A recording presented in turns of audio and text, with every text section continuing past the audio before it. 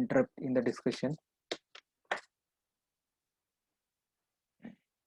Okay, so I think that we should start our discussion. There is only one topic from the semester 4 which is allotted to me. Actually, it is subtopic of the topic which is named as coordination chemistry आणि काय म्हटलेलं आहे theories of the metal complexes. ठीक आहे, असं टॉपिकचं नाव आहे. काय टॉपिकचं नाव आहे? कोऑर्डिनेशन केमिस्ट्री आणि त्याला काय म्हणते theories of the metal complexes. This is the actually name of the topic. And in this particular topic there are 3 subtopics. Topic number A, that is valence bond theory. Second one is a crystal field theory, that is topic B. And the topic C is the molecular orbital theory. So it does mean that it is one of the big topic. Coordination chemistry is one of the big topic, and already we know that there is again only one paper to the there are two papers in this particular semester. Actually paper हा एकच आहे, म्हणजे काय की physical and inorganic chemistry, this is the name of the paper, और inorganic and physical chemistry is the name of the paper. आणि त्याचा जो कोड आहे तो DSC 1002D. So this is the code of the paper, and the title of the paper is inorganic and the physical chemistry. And again we know that this paper is again divided into 2 sections. Section 1 is the inorganic chemistry and section 2 is the physical chemistry. Okay, and whatever the topic is entitled here, that is crystal field theory, this topic is from the inorganic chemistry section. तर या section मधला हा topic आहे. चौथ्या सेमेस्टरचा तुमचा जो paper आहे केमिस्ट्रीचा, त्याचं नाव आहे इनऑर्गॅनिक अँड फिजिकल केमिस्ट्री. आणि त्याचा जो कोड आहे, माझा आवाज येत नाही का? Because somebody has sent the message but I could not hear. आवाज येतोय का सगळ्यांना? आवाज येतोय ना? होय सर येते. येतोय ना? प्लीज चेक करा तुम्ही, थोडस रेंज मध्ये या. ज्यांना कोणाला आवाज येत नसेल त्यांनी येतोय आवाज. येतोय ना? हा, ठीक आहे. येस,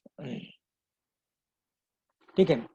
तर BSc सेकंड इयरचं जी चौथी सेमिस्टर आहे त्याच्यातला चौथ्या सेमिस्टर जो केमिस्ट्रीचा पेपर आहे त्याचा कोड आहे DSC, म्हणजे discipline specific core course. Discipline specific core course 1002 आणि त्याला D कोड दिले 1002D. आणि या पेपरचं नाव आहे इनऑर्गॅनिक अँड फिजिकल केमिस्ट्री. ठीक आहे. आणि याच्यामध्ये 2 सेक्शन आहेत. पहिला सेक्शन हा इनऑर्गॅनिक केमिस्ट्रीचा आहे आणि दुसरा सेक्शन हा फिजिकल केमिस्ट्रीचा आहे. आणि इनऑर्गॅनिक केमिस्ट्रीचा जो सेक्शन आहे, आता मी तुम्हाला सगळा सिलेबस दाखवणार नाही, because all you know about syllabus, what is exact syllabus of the BSc second year chemistry, ते तुम्हाला माहिती आहे ऑलरेडी. ठीक आहे. तर कोऑर्डिनेशन केमिस्ट्री हा त्याच्यातला एक टॉपिक आहे आणि त्या टॉपिक मध्ये 3 सब टॉपिक आहेत. त्याच्यातला पहिला आहे व्हॅलन्स बॉन्ड थेअरी. दुसरा जो टॉपिक आहे तो आहे क्रिस्टल फील्ड थेअरी. आणि तिसरा जो टॉपिक आहे तो म्हणजे molecular orbital theory. So these are the 3 topics, subtopics which are involved in the topic coordination chemistry. So out of these 3 subtopics, only one topic is allotted to me, that is crystal field theory.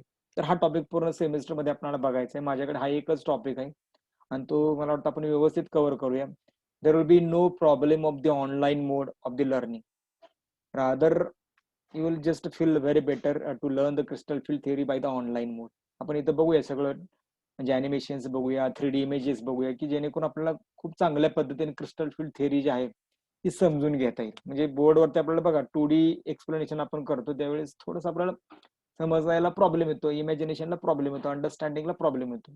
But this problem we can vanish, we can avoid with the help of the virtual technique or with the help of the online teaching technique. ठीक आहे.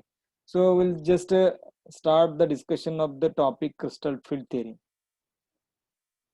Okay, so this is the syllabus. So these are the points which are involved in the topic crystal field theory. हा जो सब topic आहे त्याच्यामध्ये जे काही point involve आहेत तर ते हे पॉइंट्स आहेत. त्याच्यामध्ये this topic will be start from the very first point, that is introduction. प्रत्येक टॉपिक मधला पहिला पॉइंट असतो म्हणजे इंट्रोडक्शन. तर ते इंट्रोडक्शन आपण डिस्कस करूया. याच्यामध्ये मग थोडंसं आपण काय बघूया की याच्या अगोदरच्या थिअरीज काय होत्या, त्याचे लिमिटेशन्स ऍक्च्युअली काय होते, आणि मग ऍक्च्युअली त्या लिमिटेशन्स मुळे मग ही क्रिस्टल फील्ड थिअरी कशी ऍक्च्युअली अस्तित्वात आली, तर तो थोडासा पार्ट डिस्कस करूया. Then will discuss the assumptions of the crystal field theory. ठीक आहे. तर क्रिस्टल फील्ड थिअरीचे अझम्पशन्स जे आहेत तर त्या अझम्पशन्स काय आहेत, कुठल्या बेसिसवरती क्रिस्टल फील्ड थिअरी डिझाईन केली गेली. So this part will discuss. Then we'll discuss crystal field splitting of d orbitals. Crystal field splitting of the d orbitals in the octahedral, tetrahedral and the square planar complexes. 3 प्रकारचे complexes आपल्याला घ्यायचे आणि 3 प्रकारच्या complexes मध्ये involve असणारा जो central metal atom आहे त्याच्यामध्ये असणारा जो डी ऑर्बिटल आहे तर त्या डी ऑर्बिटलचे ऍक्च्युअली स्प्लिटिंग कसं होते, म्हणजेच काय की how the D orbital undergo splitting. The d orbital which is involved in the metal of the octahedral complex, in the metal of the tetrahedral complex, as well as in the metal of the square planar complexes. तर त्याचं actually d orbitalचं splitting कसं होते, this part we will discuss. Then we'll discuss crystal field stabilization energy. It is also very important concept, crystal field stabilization energy.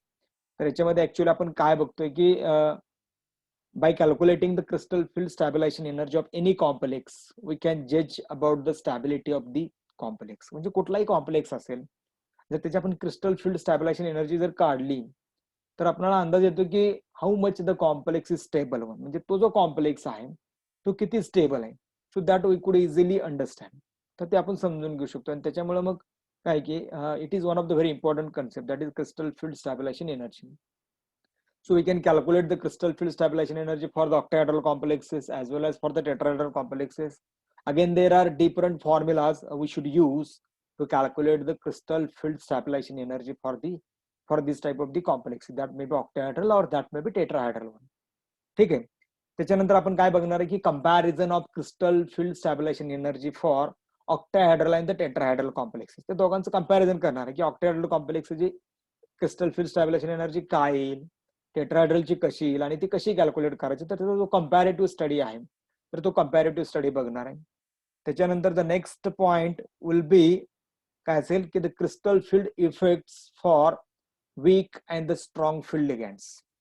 Basically, we know that there are two types of the ligands. One is a weak field ligand, another one is a strong field ligand. I think that you must know what is the difference between weak field and the strong field ligand. कोणाला माहिती सांगता येईल कोणाला? If you know the answer of the weak field and strong field ligand, then you can just write your answer in the chat box so that I will understand what you are saying. सांगता येईल कोणाला? What is the weak field and what is the strong field ligand? Basically, there are two types of the ligands in the coordination chemistry. एक म्हणजे weak field लिगॅन्ड असतो आणि दुसरा असतो strong field लिगॅन्ड असतो. ठीक आहे. तर हे लिगॅन्ड्स ऍक्च्युअली कशाच्या बेसिसवरती कशाला वीक फील्ड म्हणायचं आणि कुठल्या लिगॅन्डला स्ट्रॉंग फील्ड म्हणायचं. So that also will understand. We will discuss what is the weak field ligand and what is the strong field ligand. आणि मग त्याचा ऍक्च्युअली क्रिस्टल फील्ड इफेक्ट काय होतं, म्हणजेच काय की if weak field ligand is involve in the coordination compound, or if the strong field ligand is involved in the coordination compound, then how it will affect on the crystal field splitting. तर त्याचा कसा effect होतो तो एक part आपण इथे discuss करणार आहे. Then we'll discuss the tetrahedral symmetry. Later on we'll discuss the factors affecting to the magnitude of the 10dq value. आता 10dq value काय आहे तर actually 10dq is the parameter which measure the crystal field splitting. तर किती splitting झालं ते measurement करायचं एक पॅरामीटर आहे आणि त्याला आपण काय म्हणतो की 10dq. तर 10dq ला अफेक्ट करणारे फॅक्टर्स कुठले कुठले, म्हणजेच काय की factors which affects on the crystal field splitting of the any coordination compound. कुठल्याही कोऑर्डिनेशन कंपाऊंडच्या स्प्लिटिंग वरती कुठले कुठले फॅक्टर्स अफेक्ट करतात. तर तो जो एक पॉइंट आहे ना, so this point also will discuss here. तर तो एक पॉइंट आपल्याला इथे डिस्कस करायचा आहे, इंटरेस्टिंग आहे. त्याच्यानंतर स्पेक्ट्रोकेमिकल सेरीज. आता स्पेक्ट्रोकेमिकल सेरीज मध्ये काय की जनरली तुम्हाला एक मेटलची एक सेरीज दिलेली आहे आणि त्याच्यानुसार तुम्हाला मग ऍक्च्युअली कुठल्या प्रकारचे कॉम्प्लेक्सेस मध्ये हे मेटल इन्व्हॉल्व होतात तर त्याच्या संदर्भात थोडीशी चर्चा जी ती करता येईल. किंवा लिगॅन्डची पण एक सेरीज आहे. So that part will discuss in the spectrochemical series. Then will just move towards the John Teller distortion. So John Taylor distortion, it is again we can say that it is the applied part of the crystal field theory. तर crystal field थिअरीचा एक थोडासा applied part आहे की actually John टेलरनं explain केले की एखादं structure जर थोडं डिस्टॉर्टेड झालं असेल तर ते डिस्टॉर्टेड का झालं. डिस्टॉर्टेड म्हणजे काय होतं, त्याचा शेप परफेक्ट ऑक्टाहेड्रल नसेल, थोडा ऑक्टाहेड्रल पेक्षा जर असा थोडा तिरका झाला असेल तर तो का झाला, कशामुळे झाला, त्याचं रिझन काय. So all these we could understand with the help of the John Taylor distortion. तर तो जॉन टेलर डिस्टॉर्शनचा एक पार्ट आपल्याला डिस्कस करायचा आहे.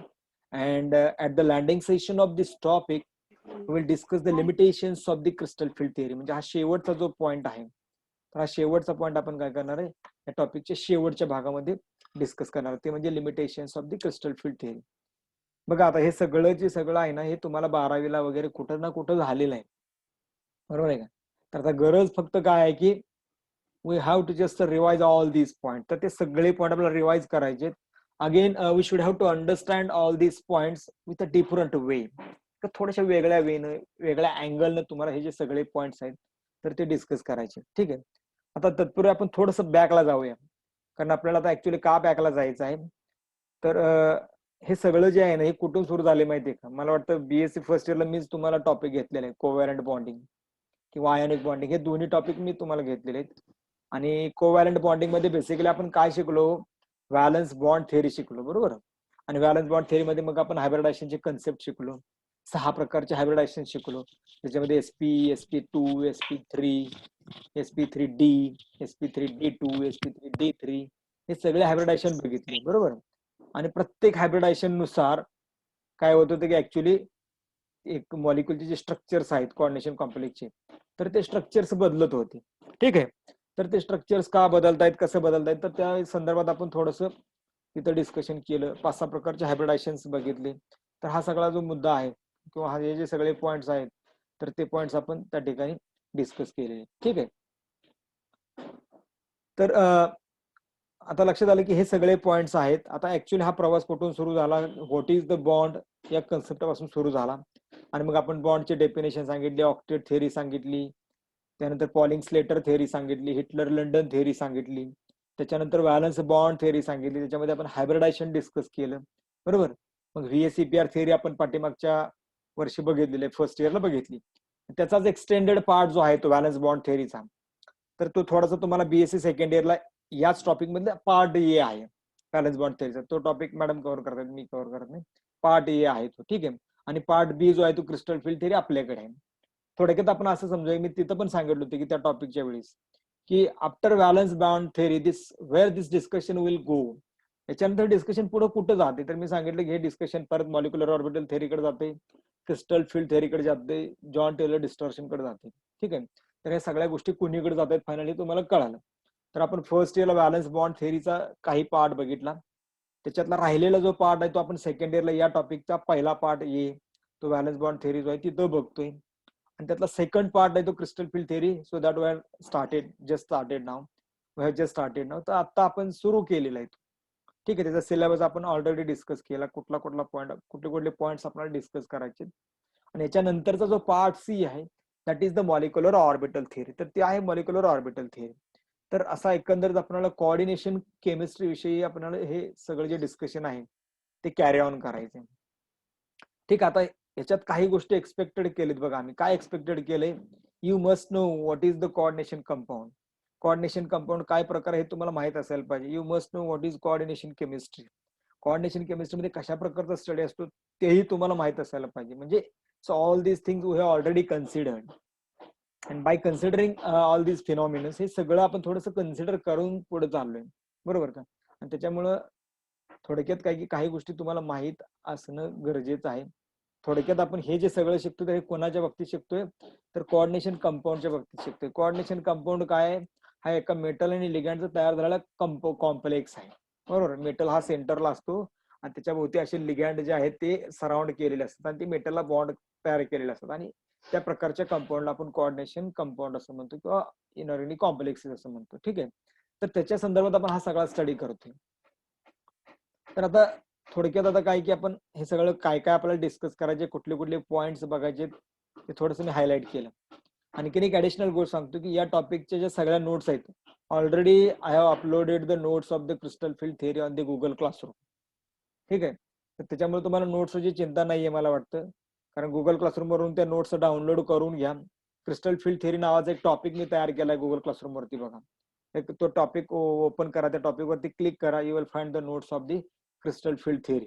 स्टार्टिंग पासून सगळ्या नोट्स मी सुरुवातीलाच टाकलेत, का तर जेणेकरून आपल्याला कळावं की आपण काय डिस्कस करणार आहे, कुठल्या गोष्टीविषयी आपण चर्चा करणार आहे. ठीक आहे. त्यामुळे ऑलरेडी सगळ्याच्या सगळ्या नोट्स ज्या आहेत ते तिथे मी अपलोड केलेले आहेत.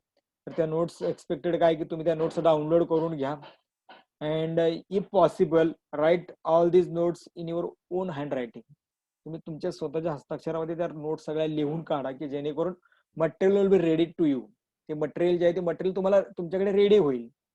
म्हणजे एक्झामच्या टाइमला तुम्हाला मटेरियलसाठी धावाधाव करावं लागणार नाही. तुम्ही मटेरियल हातामध्ये असल्यामुळे वाचन लगेच करून ते समजून घेऊ शकते. ठीक आहे, तो एक मुद्दा आहे.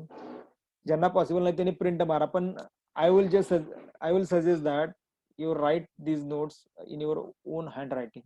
तुमच्या स्वतःच्या हस्ताक्षरामध्ये त्या नोट्स सगळ्या लिहा. कारण लिहिलं तर थोडासा तुमचा लिहिण्याचा सराव राहील. कारण प्रॉब्लेम काय झालाय की since last 1 year we are not writing anything. कुठल्याच गोष्टी आपण लिहित नाही, बरोबर आहे की नाही. We have been not writing anything, we have been just giving the exams by just clicking. फक्त क्लिक करून एक्झाम देतो, एमसीक्यू टाईप सोडवते. त्यामुळे लिहिण्याचा सराव थोडासा कमी झालाय. पण लिहिण्याचा सराव हा असायला पाहिजे. त्याच्यामुळे तुम्ही स्वतःच्या हस्ताक्षरामध्ये हे सगळं लिहून काढा. ठीक आहे. So we'll start our topic or our discussion regarding this topic starting from the introduction point. तर थोडंसं आपण इंट्रोडक्शन पासून काय करूया की हा टॉपिक जो आहे तो डिस्कशन करायला सुरू करूया. आज फार काय मी तुम्हाला डोस देणार नाही, because this our only first lecture, पहिलंच लेक्चर आहे. त्याच्यामुळं फार आपणाला जास्त लगेच काय खोलामध्ये शिरायचं नाही. Slowly will give the doses as per our कॅपॅसिटीनुसार थोडं थोडं थोडं थोडं आपण काय करूया की डोस देत जाऊया. But I am much confident that you will better understand about the crystal field theory by this mode. तर या मोडनं तुम्ही खूप चांगल्या पद्धतीने क्रिस्टल फील्ड थेअरी समजून घेऊ शकाल. 3D इमेजेस, ॲनिमेशन्स सगळ्या गोष्टी आपण याच्यामध्ये ऍड करूया की जेणेकरून तुम्हाला इझी होईल. ठीक आहे. तर ऍक्च्युअली आपल्याला सुरुवात करायची आहे फ्रॉम द इंट्रोडक्शन पॉइंट. तर बेसिकली बघा, there are 3 modern theories which have been proposed. 3 actually theory आहेत की ज्या मॉडर्न थिअरी म्हणून आपण कन्सिडर करतो. आणि these 3 theories have been proposed and या 3 थिअरीचा फायदा काय की these 3 theories gives the information about bonding and the properties of the coordination complexes. बघा, म्हणजे 3 theories आहेत. These 3 theories are generally considered as modern theories, and these 3 theories are useful for the study of the bonding and the properties of the coordination complexes.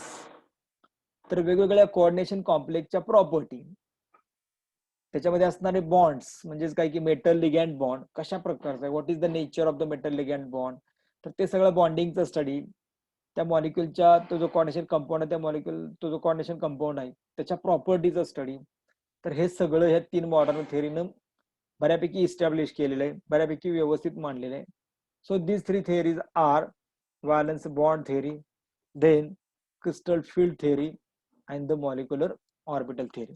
आणि जसे तसे हे तिन्ही तिन्ही आपल्या या टॉपिक मध्ये ऍड केलेत बघा. ए पार्ट हा व्हॅलन्स बॉन्ड थिअरी आहे, बी पार्ट हा क्रिस्टल फील्ड थिअरी आहे आणि सी पार्ट हा मॉलिक्युलर ऑर्बिटल थिअरी. याच्यातला जो बी पार्ट आहे crystal field theory, so this part I will cover. तर हा पार्ट मी कव्हर करतो. ठीक आहे, लक्षात आलं. तर these are the 3 modern theories and which gives the information about the bonding and the properties of coordination complexes. तर त्याच्याविषयी ते थोडक्यात माहिती देतं. आता बेसिकली व्हॅलन्स बॉन्ड थिअरी जे आपण बीएससी फर्स्ट इयरला शिकलो, त्यानं आपल्याला काय सांगितलं, this valence bond theory establishes the correlation between the metal ligand bonding and the geometry of the coordination compound.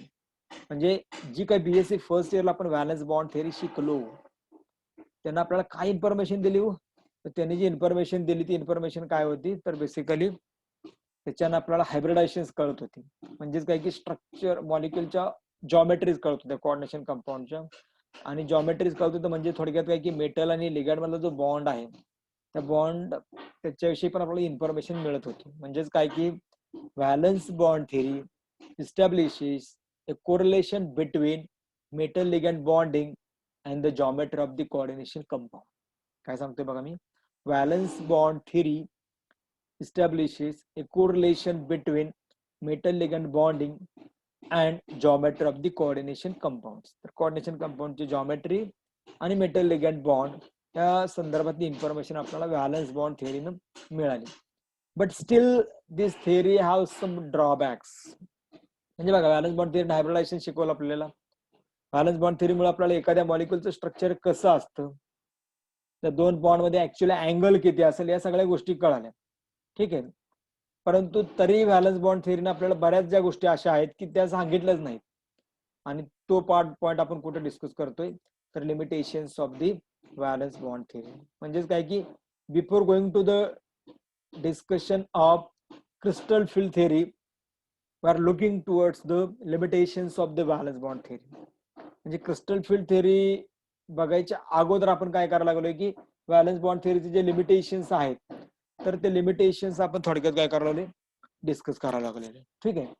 तर ते लिमिटेशन्स आता काय काय आहेत, जसं बघा आपण बीएससी फर्स्ट इयरला हिटलर लंडन थिअरी बघितली, त्याची अझम्पशन्स बघितली, परत त्याचे लिमिटेशन्स बघितली, बरोबर.